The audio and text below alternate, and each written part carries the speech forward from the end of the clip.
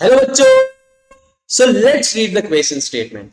So the question statement says, during summer, यानी गर्मियों के दौरान, water kept in an earthen pot, यानी जो मटका होता है उस पे जो पानी रखा हुआ होता है, it becomes cool because of the phenomena of, यानी गर्मियों में हम जो मटके में पानी रखते हैं वो ठंडा हो जाता है, और ये साइंस के किस फिनोमिना की वजह से होता है।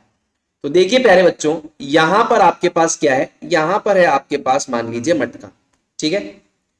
अब इस मटके में क्या होता है, छोटे छोटे छोटे छोटे पोर्स होते हैं, यानी ओपन होल्स होते हैं, ठीक है। अब ये छोटे छोटे पोर्स से होता क्या है, जैसे ही आप इसके अंदर क्या करेंगे, आपने इसके अंदर पानी को भरा, जैसे ही आपने इसके अंदर पानी को भरा, ठीक है, तो जो सरफेस के मॉलिक्यूल्स होते हैं इनकी जो काइनेटिक एनर्जी है वो आपकी क्या होती है, ज्यादा होती है। अब ये ज्यादा होने की वजह से क्या होता है कि ये वाले पार्टिकल्स आपके क्या कर जाते हैं, इस सिस्टम से एस्केप कर जाते हैं, इस सिस्टम से एस्केप कर जाएंगे। तो सिस्टम का ओवरऑल अगर हम बात करें कि जो एवरेज काइनेटिक एनर्जी है सिस्टम का, वो क्या हो जाएगा, वो सिस्टम का एवरेज काइनेटिक एनर्जी लो हो जाएगा। और अगर ये लो हो जाएगा तो आपका ओवरऑल जो टेम्परेचर होगा वो क्या हो जाएगा, ओवरऑल टेम्परेचर भी आपका लो हो जाएगा, ठीक है।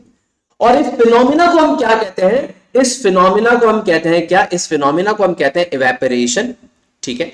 और याद रखिए इस टाइप की कूलिंग को कहते हैं इवेपोरेटिव कूलिंग, जो यहां पर इस केस में हो रही है इसको कहते हैं इवेपोरेटिव कूलिंग, ठीक है।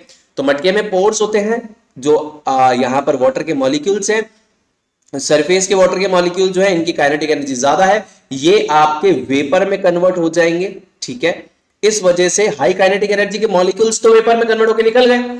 तो अब सिस्टम की जो एवरेज काइनेटिक एनर्जी, मतलब इस पानी की जो एवरेज काइनेटिक एनर्जी मॉलिक्यूल्स की, वो ऑटोमेटिकली घट गई। तो इसी वजह से टेम्परेचर भी आपका क्या हो जाएगा, ये भी आपका घट जाएगा, और इसको इवेपोरेटिव कूलिंग कहते हैं, ठीक है। तो इस क्वेश्चन का जो करेक्ट आंसर हमारे पास हो जाएगा that is D. I hope आपको क्वेश्चन अच्छे से समझ में आ गया है।